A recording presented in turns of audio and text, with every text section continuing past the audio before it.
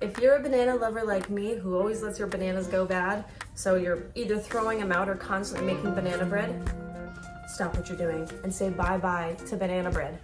Get yourself a Nana hat. These little guys are so cute. So it's a little cap with a crochet character on the top, and what this does is it keeps your bananas fresher for longer. So the way that it works, I'm gonna pop that off here.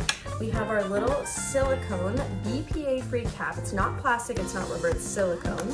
And what this does is it stops your banana from absorbing ethylene gas, which is a ripening agent. So what we're gonna do is you take your bananas here, spread it out a little bit, right down onto the top of your bananas. Just like that, perfect. And then you're gonna slide your little character right back on top. There's a magnet on both sides to click your little guy in place.